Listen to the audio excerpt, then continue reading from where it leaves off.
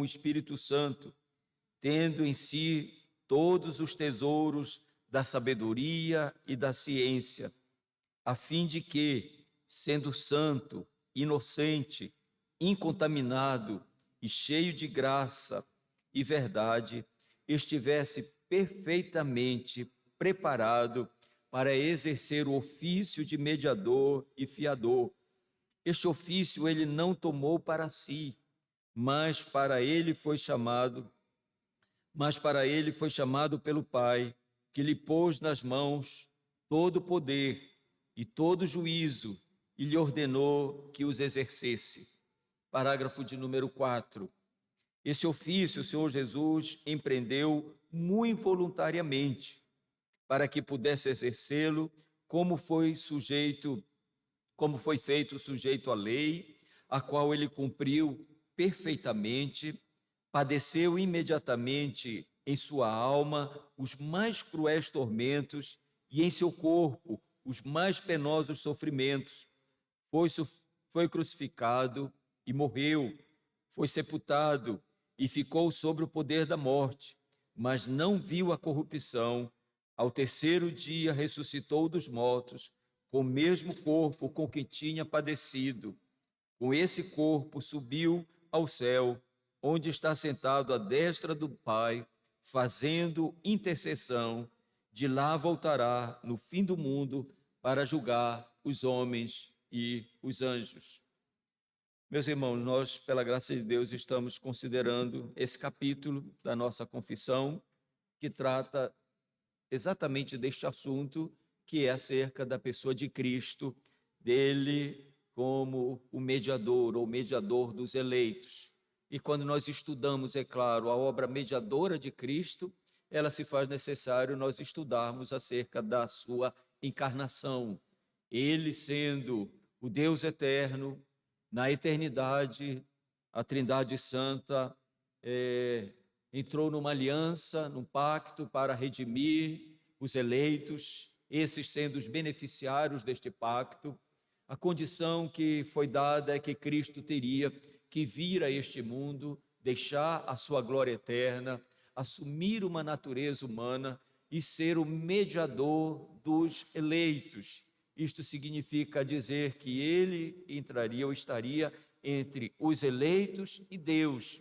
Ele assumiria todas as responsabilidades, todas as exigências, a fim de que as exigências que eram aos beneficiários, os quais estes não tinham condições de cumprir, de exercer, de efetivar, ele, portanto, assume todas as responsabilidades, sendo o representante dos eleitos, sendo, portanto, o fiador destes.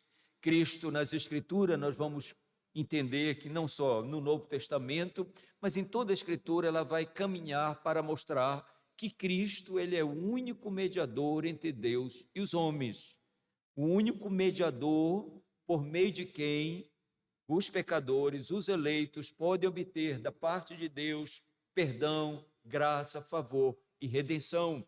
E isso não por mérito deles, dos eleitos, não por obras deles, mas porque Cristo, sendo o mediador, ele assume a responsabilidade e ele executa, ele efetiva, ele faz aquilo que era exigido e devido aos eleitos para que eles pudessem obter salvação. Para que os beneficiários do pacto da redenção pudessem usufruir dos benefícios, Cristo, como segundo Adão, teria que se colocar no lugar deles, ser substituto deles e cumprir tudo o que lhes era exigido. Então, só para a gente entender, para que os beneficiários do pacto da redenção, nós já estudamos sobre isso, o que é o pacto da redenção? É o pacto eterno, aquele pacto, aquela aliança, aquele acordo que foi feito na eternidade, antes de todas as coisas serem criadas. E eu sei que pode surgir a pergunta, mas como se foi antes de todas as coisas serem criadas? Então, como é que nós sabemos que houve este pacto? Como é que nós sabemos que houve esta aliança, este acordo entre a Trindade Santa? Como nós podemos saber, já que a Bíblia não fala de uma maneira, digamos assim, clara sobre este pacto, ou cita o pacto em si? Mas nós vamos entender que a Bíblia, ela é o quê? A revelação. Aquilo que Deus, na eternidade, resolveu fazer, este pacto que foi realizado, efetivado na eternidade, nós sabemos, nós temos conhecimento, porque aprove a Deus, quis Deus o quê? Revelar isso a nós. Então, quando nós vamos para a Escritura, nós vamos ver de uma maneira bem clara este pacto, esta aliança sendo revelada a nós, Deus comunicando a nós aquilo que ele, na eternidade, resolveu fazer ou acerca deste pacto. E é claro que nós vamos ver que este pacto é um pacto entre a Trindade Santa, Deus Pai, Deus Filho e Deus Espírito Santo entram numa aliança, num acordo, na qual Deus Pai, neste acordo, Deus Pai resolve salvar pecadores. E é sempre bom entender que antes de todas as coisas serem criadas, antes de todas as coisas serem feitas, antes de Adão cair, antes de tudo que veio a acontecer, Deus eterno, soberano, onisciente, sabedor de todas as coisas, ele decretou fazer todas as coisas. E quando nós vamos estudar a obra da providência, o que é a obra da providência? É a execução dos eternos propósitos de Deus no tempo. É Deus executando os seus eternos propósitos no espaço de tempo que a nós agora é revelado. Então, a providência é a execução do plano ou do decreto eterno de Deus. Deus, na eternidade, decretou. Ele, então, entrou numa aliança no qual ele resolve salvar, e Cristo se coloca como o representante dos eleitos. Entenda bem, uma aliança onde Deus Pai assume, ele, digamos assim, e de fato ele é o representante da Trindade. Cristo, ele é o representante de quem? Dos eleitos. Então é uma aliança que tem condições, que tem implicações, que tem exigências. Que exigências eram feitas a Cristo? Ele é designado o mediador, ele é designado o representante dos eleitos. O que é exigido dele? E aí nós vamos entender nas Escrituras, nós vamos entender quem ele é, quem é a sua pessoa, por que ele assume uma natureza humana, por que ele passa a ter uma natureza humana, porque ele realiza o que ele realiza em nosso favor, porque ele veio, porque ele morreu, porque ele executa de uma maneira perfeita aquilo que é dado para ele executar, porque ele é o mediador, ele é o representante dos eleitos, e para ele ser o representante dos eleitos, ele teria que assumir uma natureza humana. Essa era a condição. Ele teria que abdicar da glória, da eternidade, e ele teria que vir e assumir uma natureza humana, tornar-se homem, tornar-se semelhante a nós. Então, essa era uma condição. Por isso que quando nós estudamos a encarnação, nós estudamos à luz da verdade de quê? Do estado de humilhação de Cristo. Ele se humilha, ele não deixa de ser Deus. A sua deidade, a sua divindade, a sua personalidade divina, ela não deixou de existir. Mas ele vem, ele rebaixa, e é isso que o apóstolo Paulo fala em Filipenses, que ele, sendo Deus, não usurpou, não se agarrou, não teve isso como uma prerrogativa, ele abriu mão, tornou-se homem, se fez homem, assumindo a forma de servo, de escravo. É algo para nós, por um lado, naquilo que nos é revelado, meus irmãos, tão admirável. Um cristão, ele, quando compreende, à medida que ele compreende, ele vai entendendo, e de uma maneira que fica para ele o pensamento de admiração, de louvor, de exaltação, porque ele é Deus.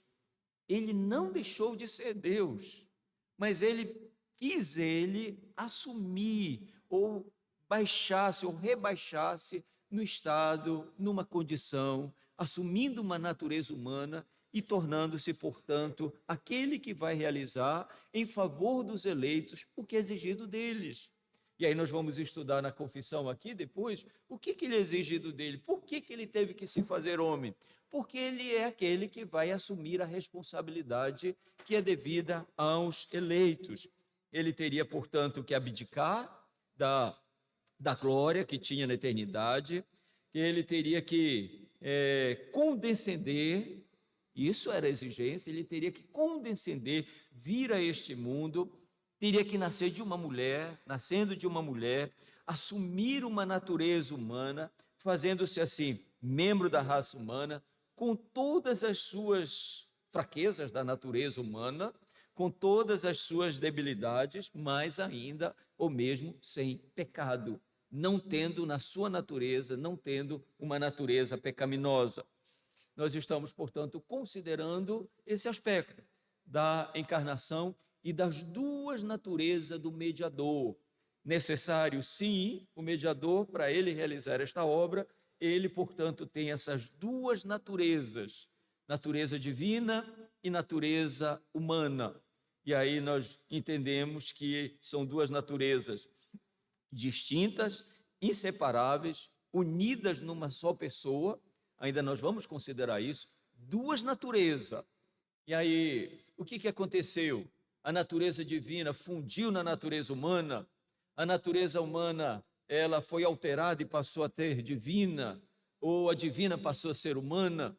É isso que a gente precisa entender, que são uma só pessoa com duas naturezas distintas, com qualidades, atributos, peculiaridades de cada natureza. Ele tem as qualidades, os atributos da sua natureza divina. Não perde nada, não deixa de nada, mas ele passa a ter uma outra natureza, uma natureza humana, que também é igual à nossa natureza humana.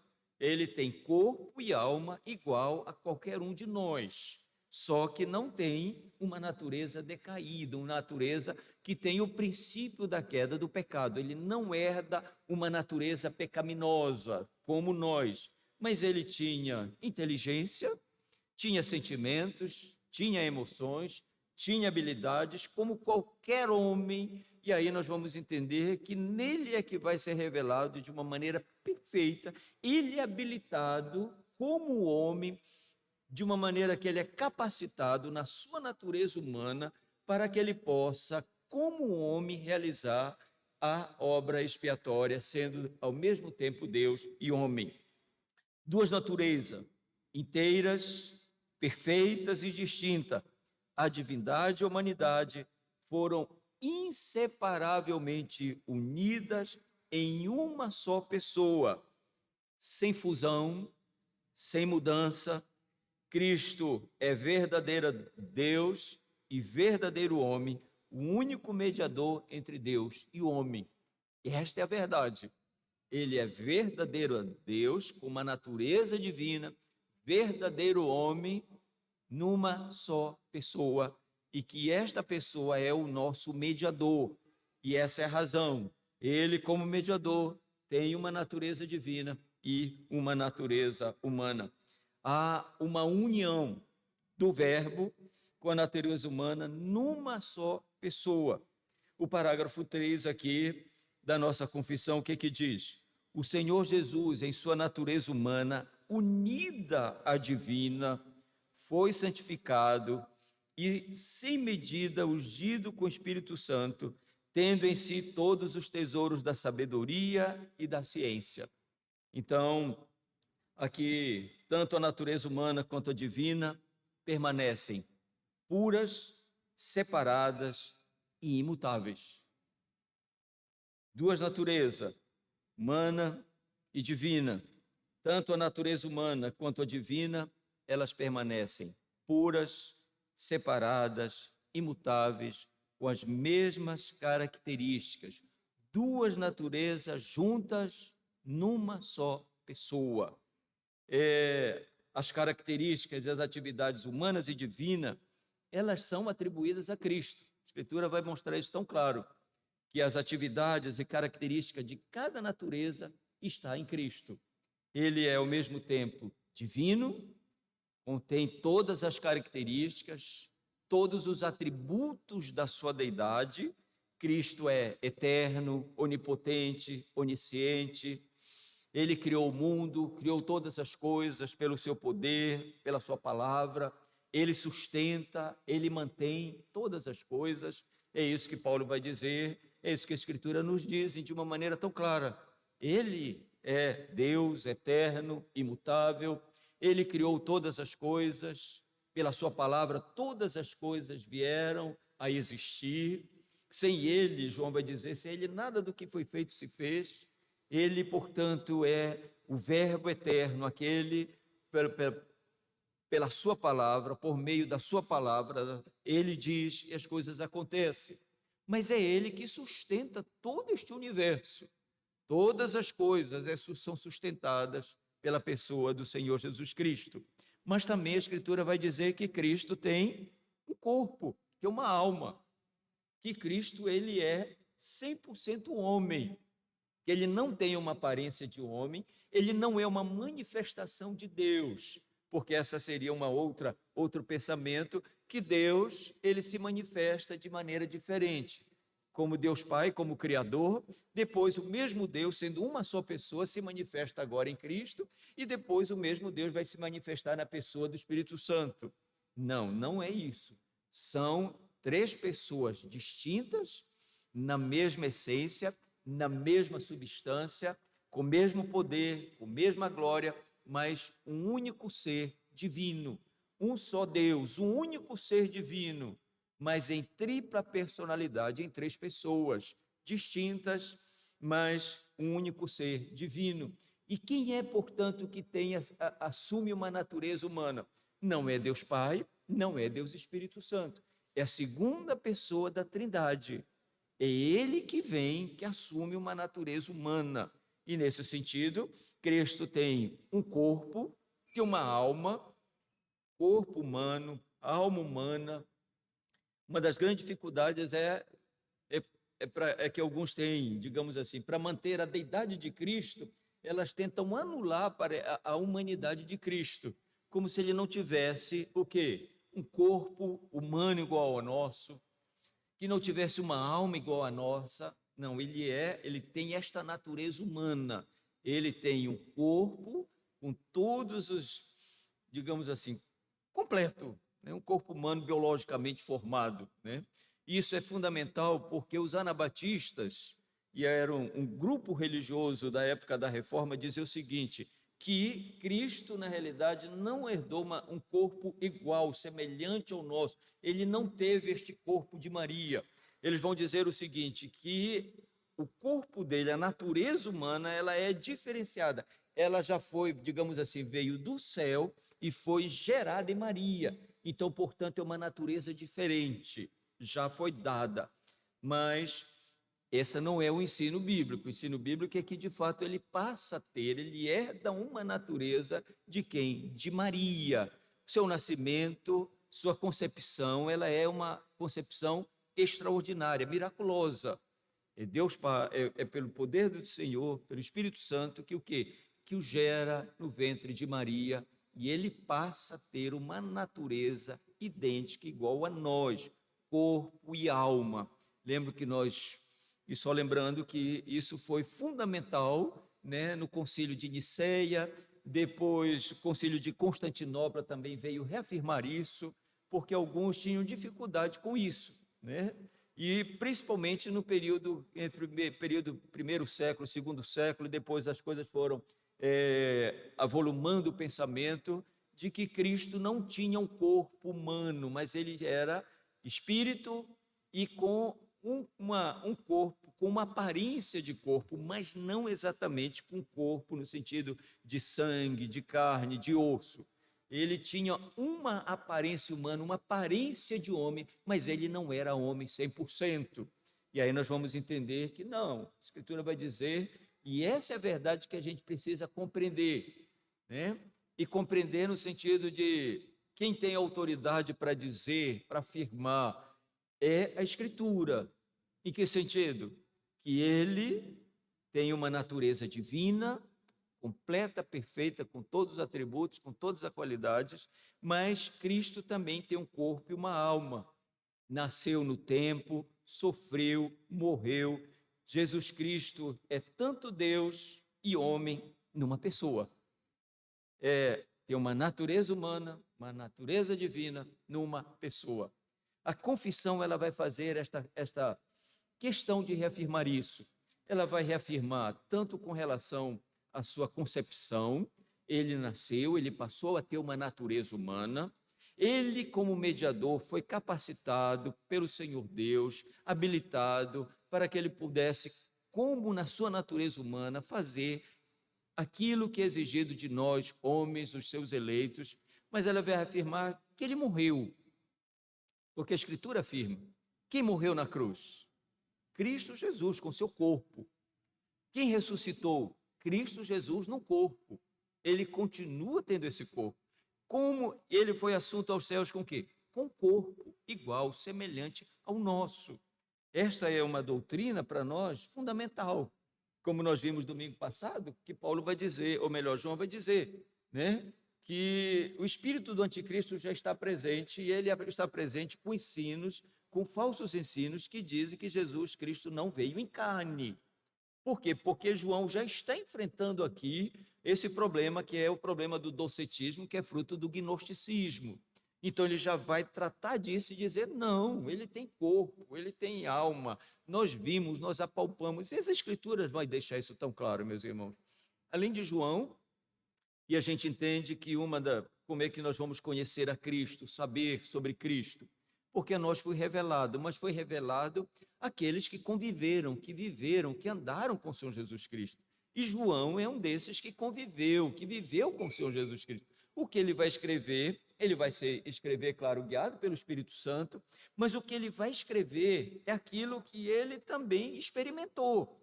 Ele vai dizer daquilo que nós vimos, e aí ele não vai dizer: nós vimos um fantasma, nós vimos a ele. As nossas mãos apalparam, tocaram, pegaram. Não se toca em fantasma, em alguém que tem apenas uma aparência de corpo. Ele vai dizer: não, ele tinha, em outras palavras, ele está dizendo o seguinte: ele tinha corpo, ele tinha osso, ele tinha carne, nós pegamos, nós apalpamos.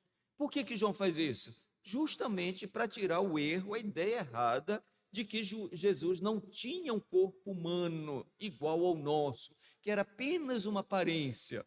Como eu já falei, isso é fruto do dualismo grego, do pensamento grego, que foi levado para o gnosticismo, de que a matéria é má, o espírito é bom, e aquilo que é matéria física é essencialmente mal, e o espírito é essencialmente bom. Então, tentando, digamos assim, coadunar essa filosofia com a pessoa de Cristo, então, eles entenderam o seguinte: Cristo não pode ter um corpo, matéria, porque isso é mal, é ruim.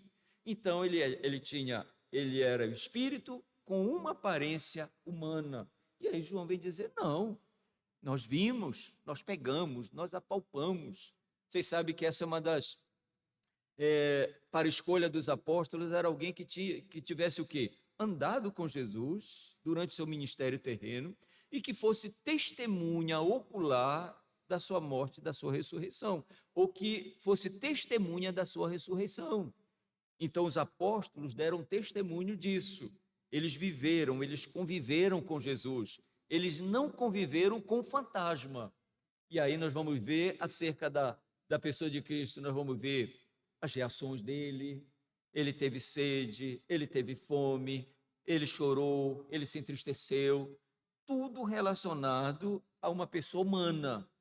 E aí é onde a afirmação é que ele tinha um corpo e alma perfeitamente humano. Não tinha uma alma que não era humana, ou que não tinha um corpo que não era humano. Não, era 100% humano. E essa união ocorreu ou melhor, essa união não ocorreu, e é para a gente entender acerca desta união divina, humana. Então, a gente precisa entender que essa união ela não ocorreu pela transformação da divindade em homem. Não é agora Deus que se transforma no homem, pois Deus é e permanece imutável. Cristo, na sua natureza divina, ela permanece imutável, de fato, naquilo que é Ele como Deus. Portanto, não houve uma transformação.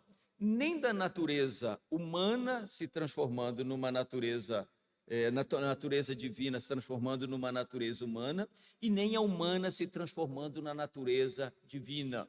Mas também não houve o que a gente pode falar de uma mistura, uma fusão.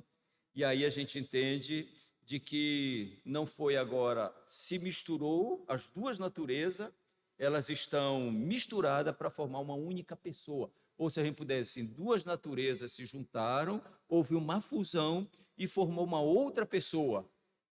São duas pessoas, uma natureza divina, uma só pessoa, com uma natureza divina e com uma natureza humana, numa só pessoa. Perderam qualidades, perderam habilidades, elas mantêm suas características, mantêm, permanece. A natureza divina dele permanece, os mesmos atributos, as mesmas atividades, as mesmas qualidades que são peculiares unicamente a dele. Só ele é Deus, no sentido, ele tem esta natureza. Mas enquanto a sua natureza divina, humana, ela fundiu, ou ela passou a ter uma fusão, ela misturou com a natureza divina, não houve mistura. Só para os irmãos entenderem, não houve uma mistura. Natureza humana, natureza divina fundiram, se juntaram, se misturaram e formaram agora uma única pessoa. Só para os irmãos entenderem. Eu sei que esse é um assunto um tanto quanto difícil para a gente compreender, né? Bom, uma natureza divina que ele tem, uma natureza humana. E é o que aconteceu. Elas se fundiram, se misturaram, e aí, portanto, é uma única pessoa, é uma pessoa agora com uma natureza fundida, misturada. Não, não é assim. É uma única pessoa com uma natureza divina e uma natureza humana. Ele mantém na sua natureza todos os atributos da sua deidade, da sua divindade. Mas ele mantém também na sua natureza humana tudo aquilo que é peculiar em termos de qualidades, tanto no sentido do corpo humano, quanto no sentido da alma. Duas naturezas, agora, numa pessoa que é a pessoa do Senhor Jesus Cristo. E é este que é o mediador.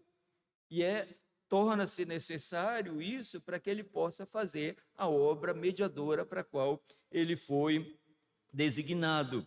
Assim, o mesmo Cristo tem atributos divinos, bem como atributos humanos, em virtude da união dessas duas naturezas nele. Porém, uma natureza não tem os atributos da outra natureza. A natureza humana não tem os atributos da natureza divina. E a natureza divina não tem os atributos da natureza humana. São duas naturezas distintas que agora, numa só pessoa, ele, portanto, sendo o Messias, o Salvador, o Redentor. Qual era, digamos assim, qual o efeito desta união? Essa união das duas naturezas, aí nós vamos entender que o efeito dessa união foi para exaltar a natureza humana de Cristo a um grau de dignidade e honra muito além do que qualquer outra criatura. Então, essa união, o que vai fazer? Vai exaltar a pessoa do Senhor Jesus Cristo, ele agora tendo uma natureza humana, e com esta natureza humana, ele vai ser exaltado acima de tudo e de todas as criaturas. Deus com uma natureza divina, mas ele tendo uma natureza humana. E isso significa dizer que a sua natureza humana, ela é exaltada acima de tudo e de todas as criaturas. O que a confissão diz? O Senhor Jesus, em sua natureza humana, unida divina, foi santificado e sem medida ungido com o Espírito Santo, tendo em si todos os tesouros da sabedoria e da ciência. Aprove ao Pai que nele habitasse toda a plenitude, a fim de que, sendo santo, inocente, incontaminado e cheio de graça e verdade, estivesse perfeitamente preparado para exercer o ofício de mediador e de fiador. Em virtude dessa união, a natureza humana de Cristo adquiriu um valor, uma honra que excede a todas as criaturas, incluindo os seres angelicais, incluindo todos os seres. Ele vem receber de fato a honra, e com esta natureza humana ele está como mediador, como fiador, acima de tudo e de todos, e portanto é digno de honra e de adoração. Em virtude, claro, dessa união, esta natureza também é o recipiente de uma extraordinária medida do Espírito Santo, sabedoria e outros dons. Ele, devido a esta união, o efeito desta união, ele passando a ter agora uma natureza humana, o próprio Senhor Deus o capacita, o habilita, ele o habilita ungido com o Espírito Santo, para que ele pudesse ter toda a sabedoria, toda os dons, toda a habilidade para poder exercer esta obra mediadora. Foi santificado sem medida, ungido com o Espírito Santo, tendo em si todos os tesouros da sabedoria e do conhecimento. Paulo vai falar sobre isso, né? É nesta pessoa aqui, Cristo agora, com a sua natureza divina, ele na sua natureza humana, ele é capacitado, ele é habilitado pelo próprio Espírito Santo, o qual Deus o unge com o Espírito Santo, dando-lhe toda a sabedoria, toda a ciência, todo o conhecimento, para que de fato ele possa exercer e executar esta obra mediadora, sendo ao mesmo tempo Deus e ao mesmo tempo homem. Como homem, ele vem ser ungido como Espírito Santo, ele vem ser capacitado para realizar, para fazer a obra para a qual ele foi designado para fazer. Isaías capítulo 11, versículo 2.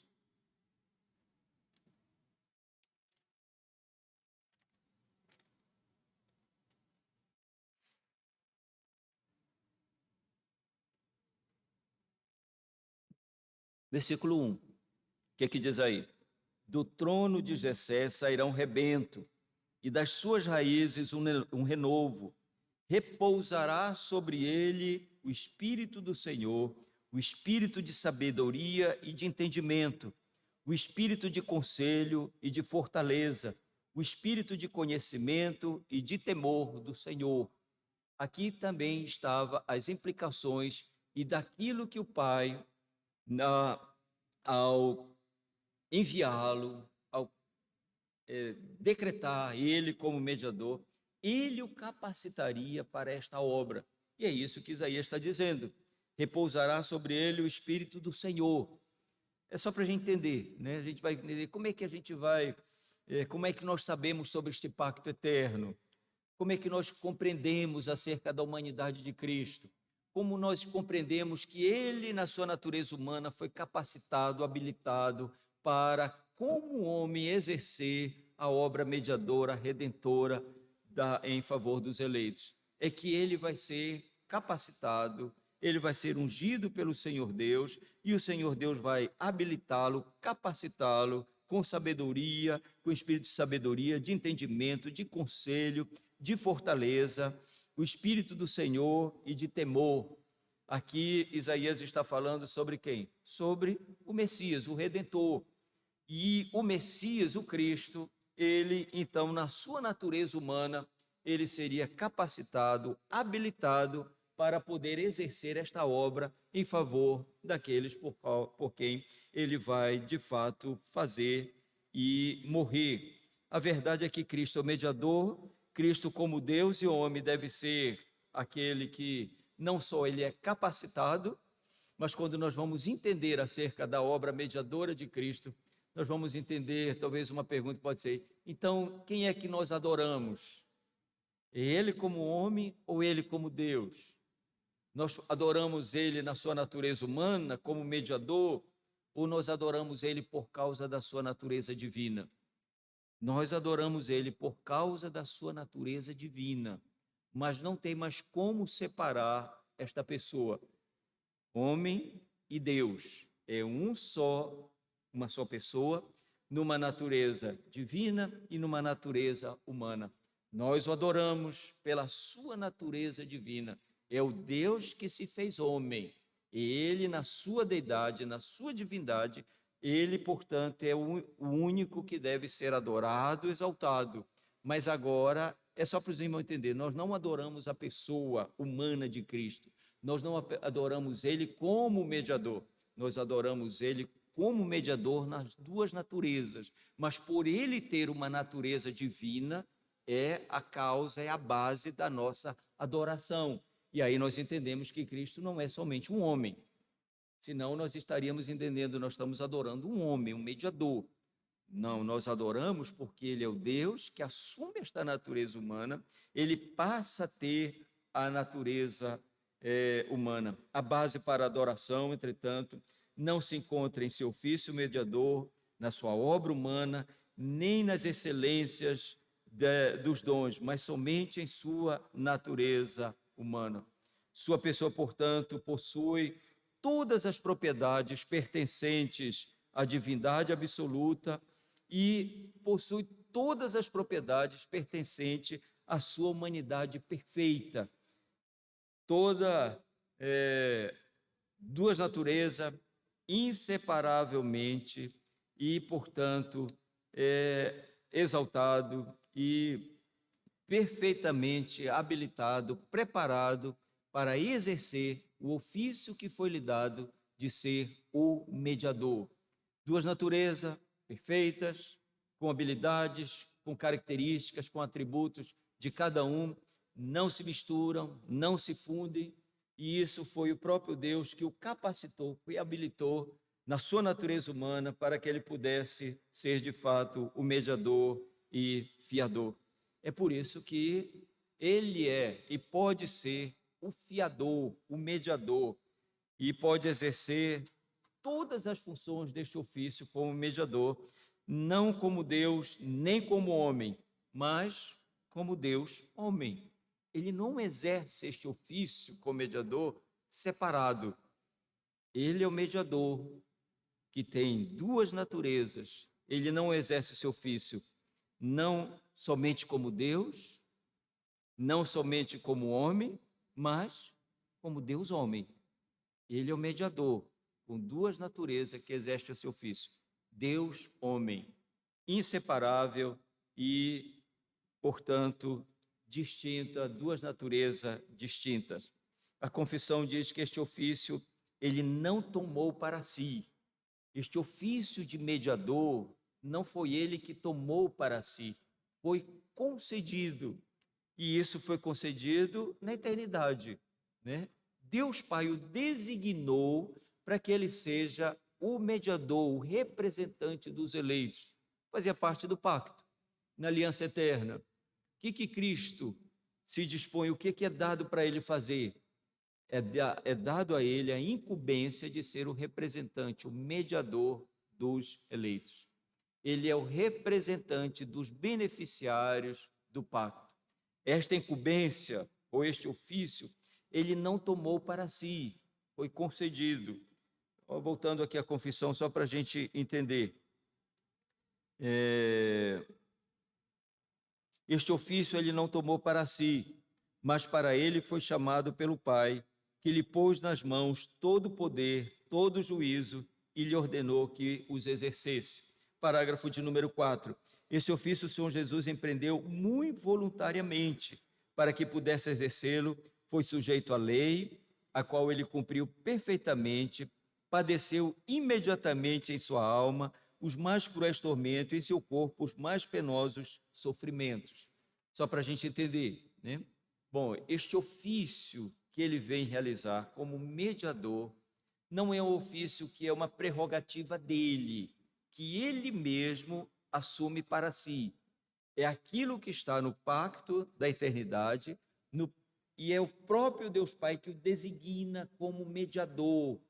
Então, nós vamos ver nas Escrituras várias passagens, o próprio Senhor Jesus Cristo vai deixar isso tão claro, que ele foi enviado pelo Pai, o que ele fala é porque aquilo que o Pai manda ele falar, as obras que ele faz porque ele foi designado para fazer isso. Então, só para a gente entender, esta obra mediadora, este ofício dele como mediador, de assumir uma natureza, de vir e agora ter como mediador o Cristo, tendo essas duas naturezas numa só pessoa. Essas duas naturezas são distintas, elas não se fundem, elas não se misturam, elas não tornam uma na outra, mas este ofício, ele foi designado pelo próprio Senhor Deus. E o Senhor Jesus Cristo deixa isso tão claro. É por isso que a gente vai entender como é que eu sei que houve um pacto, uma aliança. Como é que eu sei que ele exerce esse ofício? Quem é que designa? Ele mesmo ou foi algo, ou é aquilo que Deus Pai designou para que ele viesse exercer, fazer? E aí você vai ver João capítulo 5, versículo 30, João 7, 17. Abra aí, por favor, em João capítulo 5, versículo 30 e João 7, 16. Não só esse texto, mas existem vários textos em que ele vai dizer que ele é enviado pelo Pai, que ele faz as obras do Pai, daquele que o enviou. Capítulo 5, versículo 30.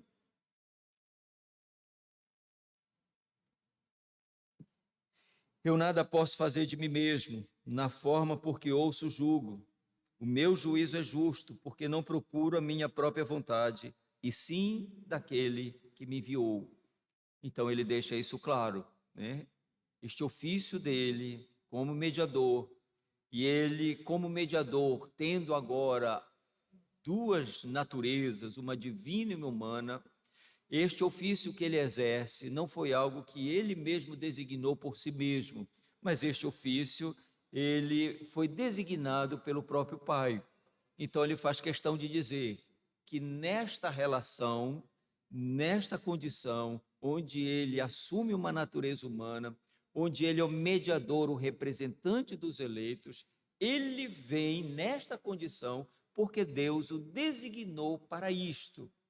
E ele diz que não faço a minha própria vontade, e sim daquele que me enviou. João 7,16 diz o seguinte: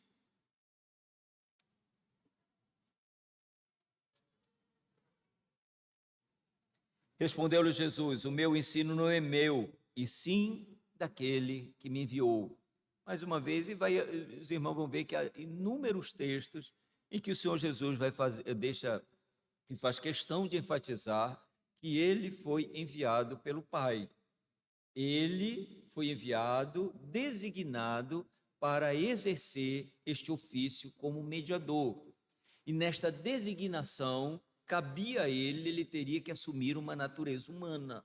Ele não deixaria de ser Deus, ele permanece com a sua natureza divina, com todos os atributos, com todas as qualidades, ele passa a assumir uma natureza humana, com todas as qualidades, com corpo e alma humano.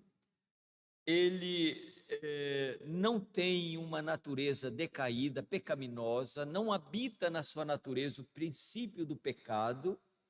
Duas naturezas distintas agora numa só pessoa.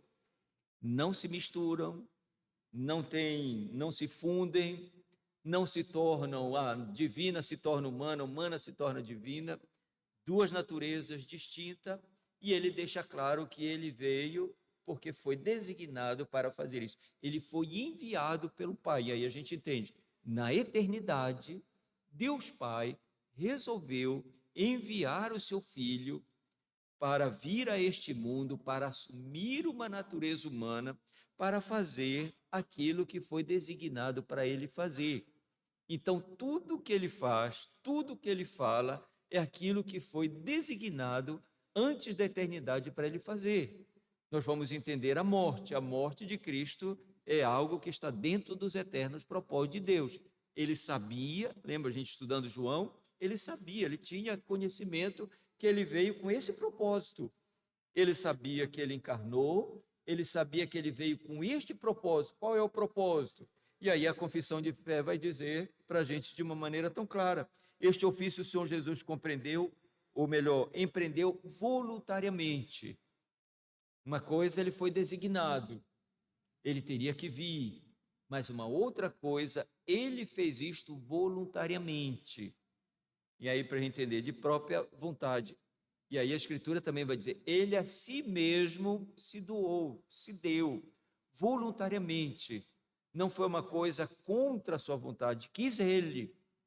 Resolveu ele, portanto, entrar e assumir todas as condições do pacto, onde ele teria que abdicar a glória, onde ele teria que vir, humilhar-se, assumir uma natureza humana, ter ao mesmo tempo uma natureza divina e uma natureza humana, e poder fazer aquilo que ele teria que fazer em lugar dos representantes, dos representados ou daqueles a quem ele estava representando. Olha o que ele diz aqui.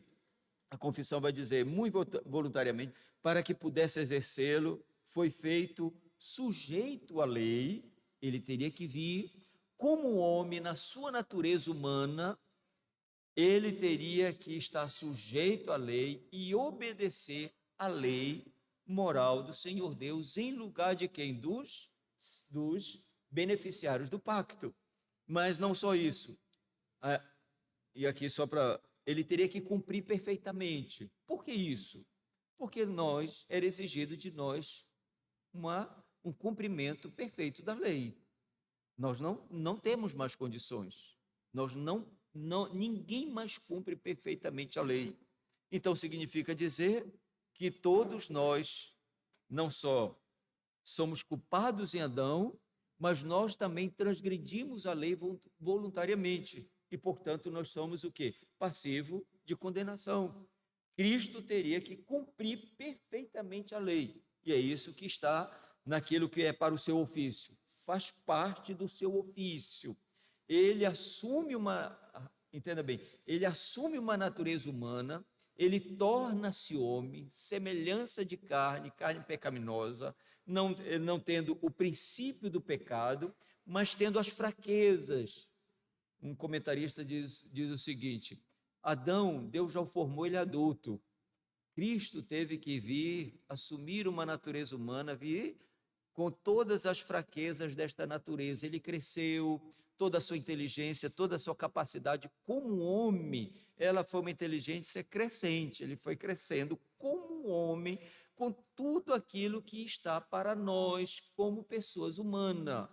Mas ele vai afirmar que o quê? Que ele não teve uma natureza humana.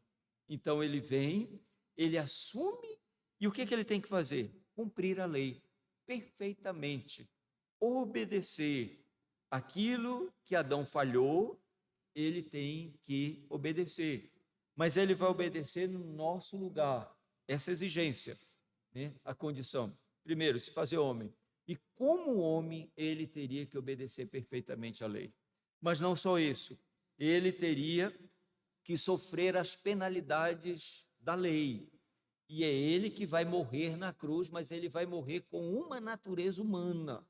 Por isso que quando nós vamos ver o credo apostólico, nós vamos sempre ver isso, né? Crê em Jesus Cristo, seu unigênito Filho, cremos que ele no seu corpo, na sua morte. Deixa eu só voltar aqui, bem no finalzinho, quem tem o credo apostólico, bem no finalzinho do nosso, só para reafirmar. Crê em Jesus Cristo, seu único Filho, nosso Senhor, o qual foi concebido pelo Espírito Santo, nasceu de Virgem Maria, e aí ele nasceu de Maria, ele teve uma natureza humana, padeceu sob o poder de Pôncio Pilatos, foi crucificado, morto, sepultado, desceu ao alto, ressurgiu dos mortos ao terceiro dia, subiu ao céu, está sentado à mão direita do Pai, onde há de vir julgar os vivos e os mortos. A ênfase sempre aqui é sobre esta sua natureza. Quem é que morre? Quem é que é levado à cruz? É ele como homem, como nosso substituto. Então ele vai ter que assumir isso, ele tem que cumprir a lei, tem que ser levado como nosso substituto para sofrer as penalidades da lei. Ele morre com o corpo, ele é ressuscitado e ele ressuscita com o corpo. A confissão ela vai só para dar ênfase para a gente. Foi sepultado, ficou sobre o poder da morte, mas não viu corrupção. Ao terceiro dia ele ressuscitou dos mortos, com o mesmo corpo que tinha padecido. Ele ressuscita com o mesmo corpo. E aí ele vai dizer, com este corpo subiu ao céu, porque esta é a verdade que está intimamente ligada. Ele assume uma natureza humana, Ele, como homem, obedece à lei, ele morre como homem, ele sofre as penalidades da lei sobre si, no seu corpo, na sua alma, mas ele morre e ele ressuscita com o mesmo corpo. Mas ele está onde? No céu, com o mesmo corpo. Não pense que Jesus está no céu como um fantasma. Ele está no céu com um corpo igual ao nosso, 100% corpo. Só que um corpo agora glorificado. Ele, ao ressuscitar, ele ressuscita com o corpo glorificado e ele foi assunto aos céus com este corpo, com esta natureza. O que temos, a quem temos no céu? Cristo, o mediador eterno, que continua exercendo esse seu ofício de mediador como sumo sacerdote, mas com duas naturezas juntas, uma natureza divina e uma natureza humana. Ele tem em si todas as qualidades e habilidades e atributos da sua natureza divina, sim. Ele tem tudo que um homem tem, de todas as suas características biológicas, de corpo e de alma, sim. Se fundiram? Não se fundiram. Misturaram? Não se misturaram. Passou a natureza divina, passou a ser humana, humana passou a divina? Não. São distintas, separadas, numa só pessoa. Esse é o que podemos dizer, é um dos mistérios acerca da fé cristã. Nós não compreendemos com tanta clareza sobre isso. Mas isso não significa dizer que nós não devemos, meus irmãos, pensar e meditar na obra mediadora de Cristo. Este é um assunto que nós devemos meditar. Esta maravilhosa obra nunca será compreendida, nem sondada por anjos e homens por toda a eternidade, mas sempre permanecerá insondável, fonte de adoração. No entanto, ou estando nós ainda nesta terra, o que devemos fazer? Pensar, meditar sobre a obra mediadora de Cristo. Embora nós não a compreendamos com tanta clareza, embora seja algo que seja, digamos assim, insondável, mas isso não significa dizer que nós devemos pensar, meditar em quem é Cristo, algo tão extraordinário. Deus eterno que se fez homem, se faz carne. E ao se fazer carne, ele não torna a natureza divina numa natureza humana. Permanece a sua natureza divina, permanece a sua natureza humana, duas naturezas numa pessoa. E por ter essas duas naturezas, ele, sendo homem perfeito, foi ungido com o Espírito Santo, foi habilitado, capacitado, com sabedoria, com graça, para que ele possa fazer aquilo que é exigido dele como representante dos eleitos. Ele morre, ele obedece, melhor dizendo, a lei, ele morre em lugar dos eleitos, ele ressuscita e ele ressuscita com corpo, ele foi assunto aos céus com corpo, ele está no céu com corpo humano, igual, semelhante ao nosso, claro que um corpo glorificado, mas com corpo humano, com uma alma humana, perfeitos no estado de glória, e voltará com este corpo. Nós o veremos, ele na segunda vinda, ele retornando com um corpo humano. Quem é que assume uma natureza humana? Só a segunda pessoa da Trindade. Só a segunda pessoa da Trindade é que tem um corpo humano. Deus Pai, Deus Espírito Santo não tem um corpo humano. São pessoas distintas, são três pessoas com a mesma essência, com o mesmo poder, com a mesma glória, mas somente a segunda pessoa da Trindade é que assume e que tem uma natureza humana. Por quê? Porque ele foi designado para ser o mediador, para ser o representante dos eleitos. Nessa designação, ele teria que assumir esta natureza humana. Ele se humilha, ele permite isso. E é por isso que a confissão vai dizer, ele fez isso o quê? Voluntariamente. Quis ele. Ele resolveu fazer isso. E isso é, claro, uma demonstração do seu amor para conosco. E ele, portanto, assumindo aquilo que era devido a nós. Por isso que ele é o fiador. Ele assume a nossa dívida, aquilo que era devido a nós. e que nós não tínhamos condições de pagar, de fazer, de realizar, ele assume, ele é o fiador. E ele, portanto, executa de uma maneira perfeita, completa, naquilo que o autor de Hebreus vai dizer para nós o quê? Que agora nós temos certeza que não há mais necessidade de sangue de touro, de bode, de carneiros, porque o sangue de Cristo, uma única vez derramado, o seu sacrifício, ele é o quê? Ele é único, ele é eficaz para perdoar os nossos pecados, tratar com a nossa culpa, tratar com o poder do pecado e nos dar a plena certeza da nossa redenção, que não há mais nenhuma dívida, nenhuma condenação mais para aqueles que estão em Cristo Jesus. Meus irmãos, ninguém poderia ser o fiador e trazer o homem para Deus, mas somente aquele que é Deus homem, numa pessoa poderia fazer isso. Só ele, Deus homem, numa pessoa, sendo o mediador, o fiador, que poderia reconciliar-nos com o Senhor Deus e, portanto, trazer a nós redenção e salvação. Deus nos leve a pensar, sempre a meditar na obra mediadora de Cristo, as duas naturezas dele, divina, humana. Compreendemos com tanta clareza? Não compreendemos, mas isso não significa dizer que nós não devemos pensar, meditar nessas verdades para o nosso bem, para a nossa edificação, para compreendermos melhor acerca da obra redentora de Cristo, sendo ninguém poderia ser um fiador a não ser Deus homem, a não ser Deus se fazendo homem para realizar por nós aquilo que nós não podíamos realizar. Vamos ficar em pé, vamos orar.